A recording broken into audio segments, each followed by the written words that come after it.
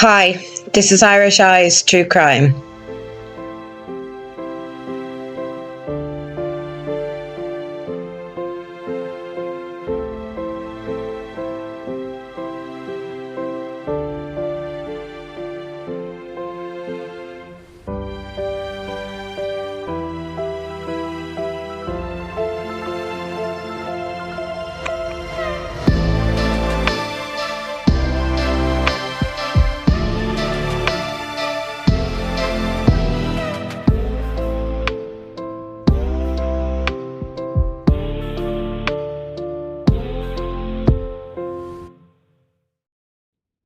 Hi, welcome back to the strange case of Nicola Bulley, Part 4.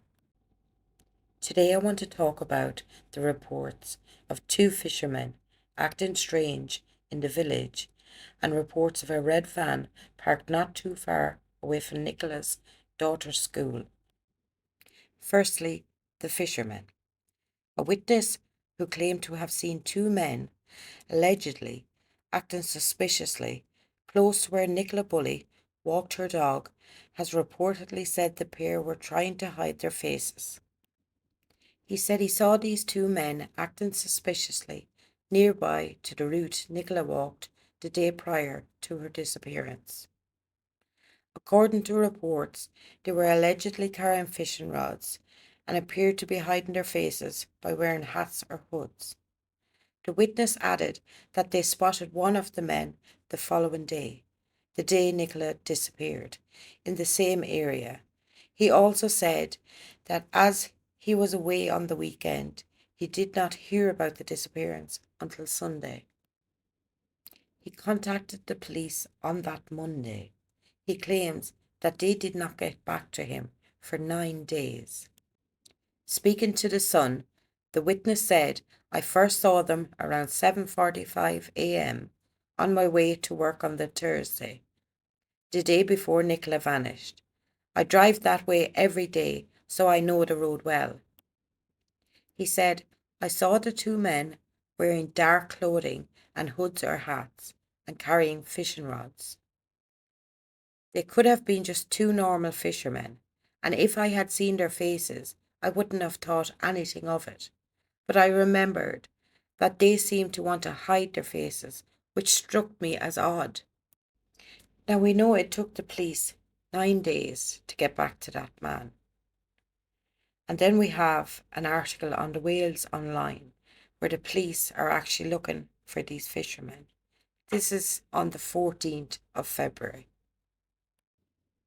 Police searching for missing Nicola Bulley have called for fishermen who were reportedly on the river on the day the mum of two went missing to get in touch. Detectives have reportedly been looking into who had permits to fish the river around the time she vanished near its banks. But today, Tuesday, it emerged that local fishing clubs have been approached by officers wanting information about who was ticketed to be on the river around the time of her disappearance. It comes just days after a report from a potential witness who claims to have seen two men acting suspiciously on the river the day before and the morning Nicola vanished. He recalled that the men didn't seem to have a tackle box or bait box, which he found bizarre. However, it was only following the news of Nicola's disappearance that he decided to report what he had seen to police. 9 days later, police contacted the witness to take his full account, but fishermen in the area have rejected claims that these suspicious characters were anglers. One local angler said, it sounds like they are trying to work out if anyone was fishing on the river that day and saw something, but nobody was. He revealed police had first called fishermen the day after Nicola's disappearance, but only to ask about the nature of the water where she went missing. The angler continued, the only people that were on the river that day were dog walkers. I can guarantee you that. The dog walkers were there. The man who asked not to be named has been fishing the river for decades. This is an article from The Sun. Angler clue. Nicola Bulley police slammed for taking 2 weeks to quiz fishermen over disappearance as critical lead emerges. Police investigating the disappearance of Nicola Bulley took 2 weeks to quiz local fishermen about the suspicious activity in the area. A pair of shifty-looking men, with their faces covered, were spotted carrying rods, but no baits or tackle, close to where the mum of two was last seen in St. Michael's on Wyre, Lancashire. The witness contacted police on January the 30th to report the odd duo, but officers only got back to him on February the 8th. And it wasn't until 2 weeks later that the detectives questioned anglers about who had permits to be on the River Wyre on the day Nicola, 45, vanished while walking her dog Willow. They had previously only asked how deep the water was, it is claimed. It raises more questions over whether key details were missed in the first few days after the mortgage advisor went missing. Lancashire police had already been criticised for not cordoning off the bench where Nicola's possessions were found on January the 27th. Experts fear it could be spattered with blood, but forensic work wasn't carried out straight away and it could now be too late. Officers have also faced backlash for wasting the first 24 hours of the probe by not conducting door-to-door inquiries and jumping to the conclusion that she fell into the river. This remains the force's hypothesis, though detectives insist they remain open-minded about what happened. It was revealed yesterday that Nicola's family and friends have concerns about the effectiveness of police searches, which have so far focused mostly on the water. Search expert Peter Falden, who is working closely with her relatives, told Mail Online, "There's a feeling that there's just a lack of imagination and willpower." Nicola's partner, Paul Ansell, is convinced she isn't in the river and has called for nearby land to be scrutinised. This is another article from The Sun. Police have also been handed new CCTV footage from a garage covering 24 hours before Nicola was last seen. Detectives visited St. Michael's garage last Thursday, requesting CCTV footage from the day before she vanished. They had already taken images from the day of her disappearance. A garage worker, who asked not to be named, said two smartly dressed officers came in following up. They wanted the CCTV from the day before Nicola vanished and to take statements of any activity we had seen from that day. He said these officers were different to the ones in uniforms. They seemed very assertive. The employee said of the church sighting, "I know who the witness is, and he has already called the police about what he saw." But he said he wanted to make sure they were chasing this up, so he asked the officers about it, and they said they were following it up. The worker said the witness, who does not want to go public with his account, described seeing the men acting suspicious close to the church and around a nearby bridge on January the 26th. He told how the witness said he saw one the next day near the bridge, which is the start of the footpath which Nicola used almost daily. The worker added he saw what he saw and wanted to make sure the police followed it up. Whether them collecting the CCTV from the same day is connected, I don't know. Lancashire police had already trawled the area for camera footage and dashcam video from January the 27th, the day Nicola vanished. But as the hunt for Nicola now enters the 17th day, officers are widening the search as part of their ongoing inquiries. The garage worker confirmed that security cameras are in working order and picked up vehicles travelling along the main road.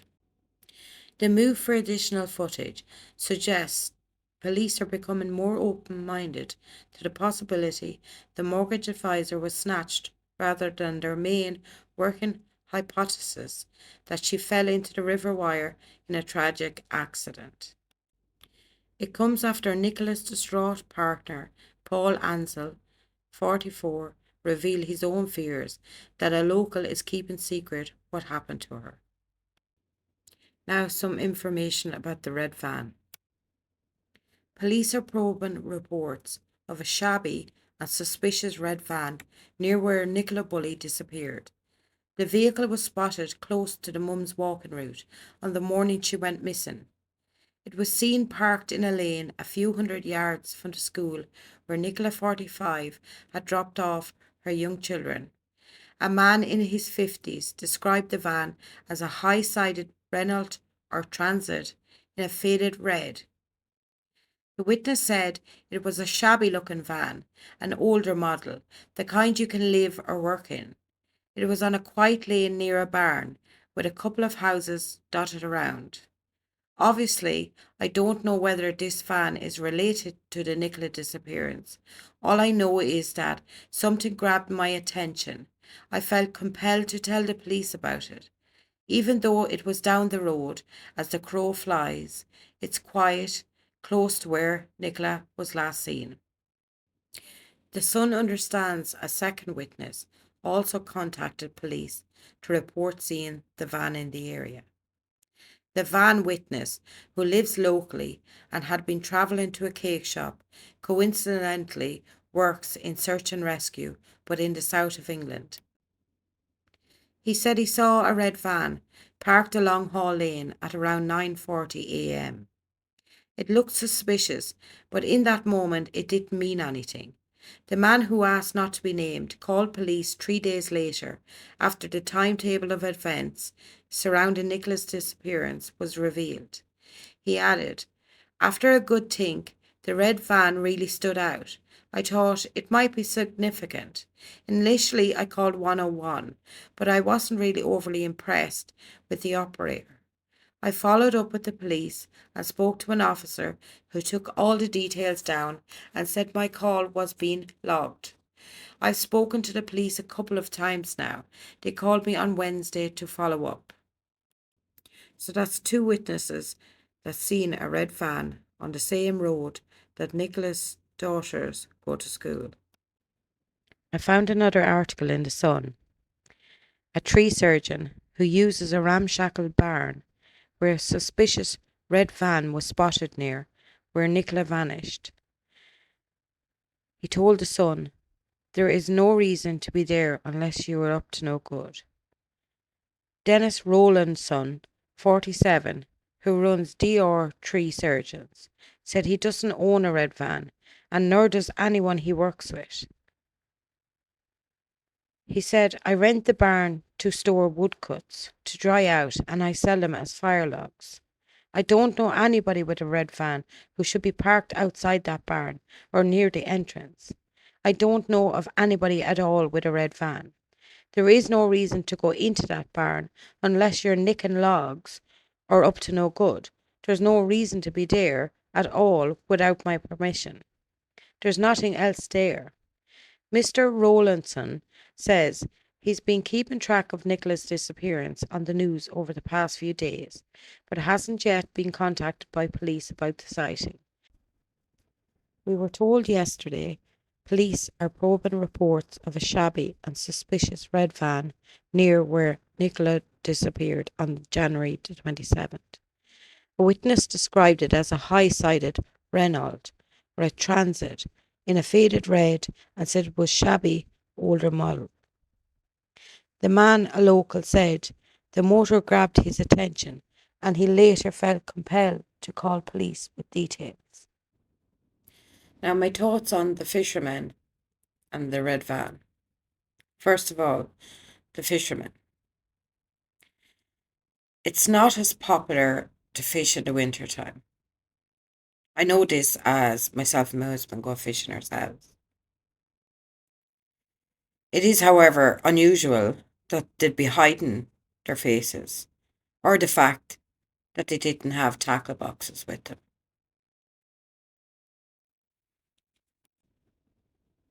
It's mostly pike that's fished for in the winter, but it's not very often you'd go in the winter. Like a lot of the times, it might be just once over the winter, one day that you might go fishing. Most, as I say, most of the time it's during the summer, but not unusual to fish in the winter, as I say, for pike. What bothers me is the fact that they would be going 2 days in a row to the same place. Now, that's very unusual in fishing. Like, you'd, you'd have all the fun gone out of one day in one area. Like, it's very unusual to come back the second day and fish in the same area. Like, it's mostly an old jack pike you'll catch on a lure. And you definitely need tackle boxes for your lures because they'll get stuck in your fingers, especially if they're triple hooks. As I've done plenty of times myself, got them stuck in me. Plus, it was very early in the morning and very cold. Like, extremely cold to be fishing. And, like, who'd punish themselves with 2 days in a row of that? I find it very unusual. If there were bait fishing, I find that unusual as well, as they would have been there some time and they definitely would have been spotted by dog walkers.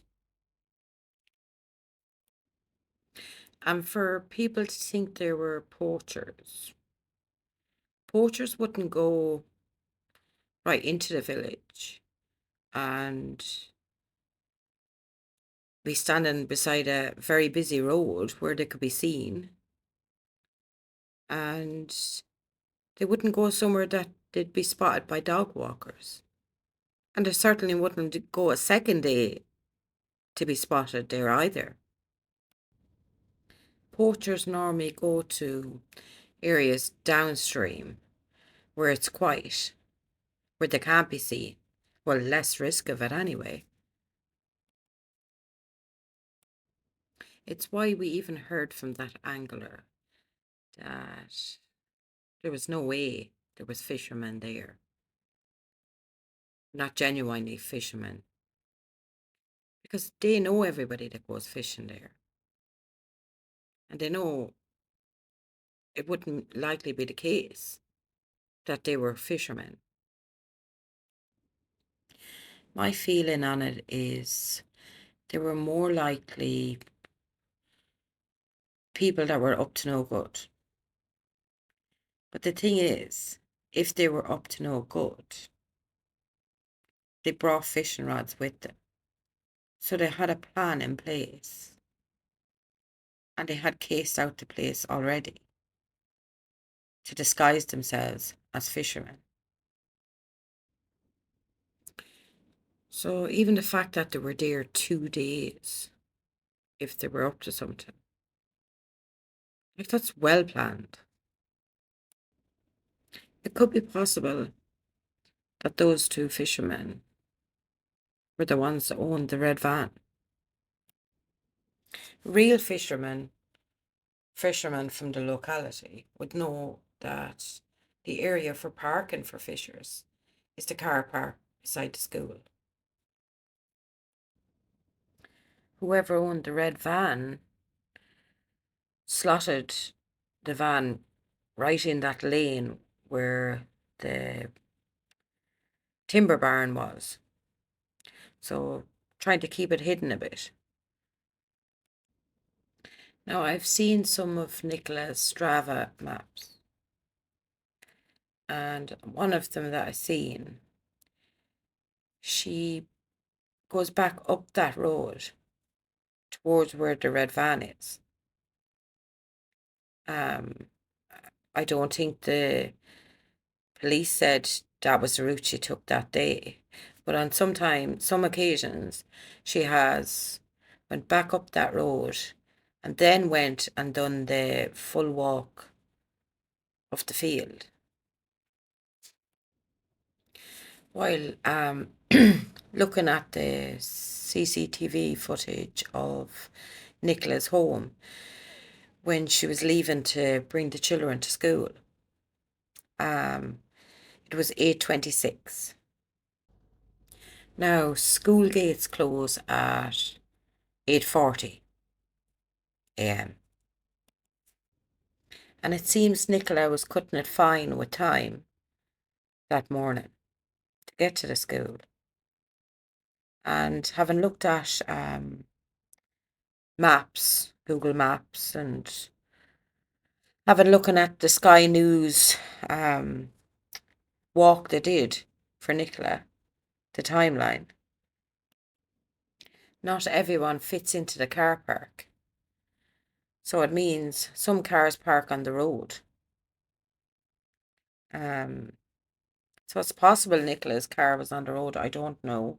It could have been in the car park. We were never told where her car was found. Now, I remember watching the Sky reconstruction, and they done it on the same time on the Friday morning that all this would have happened. And only one car either went up or down coming from Skip, one car, while they were walking that stretch of road.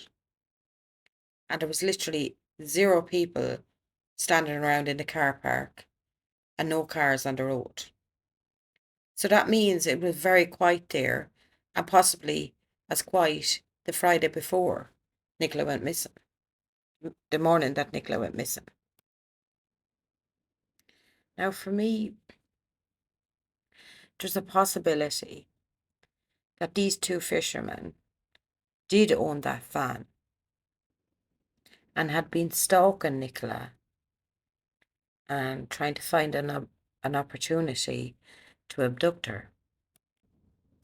Like, say, for instance, if Nicola had got there just on time for the children to get into school and nobody else was around. As I said, you can check back up on the Sky reconstruction. There was literally 0 people there. Everybody was gone in, teachers was in, children was in, all parents were gone. So it literally was just the Sky News people. And as I say, one car came from the direction of Inskip. Let's say, for instance, there was no one there. Like, how easy would it be for a van to pull up, the side door to open, and a person in the back pulls Nicola into the van? And if the man in the back tied Nicola up and gagged her, nobody would hear her, and no one would see her inside the back of the van. The man in the back of the van then would be free to hop out with Willow, Nicola's phone, and drop them around to the bench. He needn't even go over the bridge. He could go through the fields or whatever without being seen. It would also have to mean that it was well planned out and they knew a lot about Nicola, about her work, about her friends, stuff like that, where she walked. Like, how many coincidences can happen in just one case? Because in Nicola's case, there is so many coincidences. Just take it like this. How convenient was it that that red van was spotted at 9:40? Also, the biggest coincidence, both the 2 fishermen, if they were fishermen, and the person who owns the red van all never came forward. Like, that's a big coincidence. Now, with regard to the witnesses in the field, it's not looking likely that they're going to hold up. It looks like there's only one left, if even that.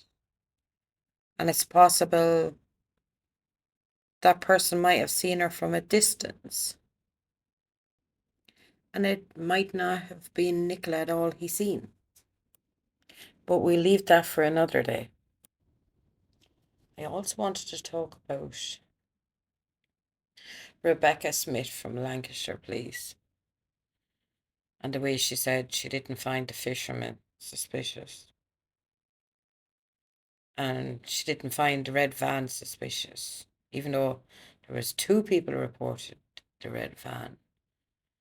And a person that reported the fisherman haven't seen him both days. And these are local people, people that know the areas. And she didn't have any trust or faith in them, that they knew there was something suspicious with what they had seen. I really don't know whether Lancashire Police had their heads buried in sand, because I just cannot fathom all of this. Like, seriously, why is it that anybody that had any dealings with Lancashire Police throughout the Nicola Bulley case, including the family and friends, felt like Lancashire Police weren't listening to them? Like, isn't that what they're supposed to do? Okay, so I'm going to leave it there for part 4. If I think of anything else on each part of them, I'll do a short on it. Thank you for watching. Take care of yourselves. Until next time, be safe, be happy. Fair use used throughout this video. This video is for entertainment purposes only.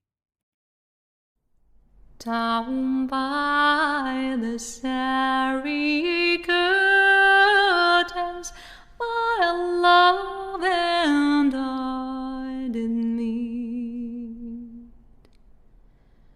She passed the starry curtains with little snow white feet. She bid me take 5 easy as the leaf grow on the tree. But I was young and foolish, with her I did not agree.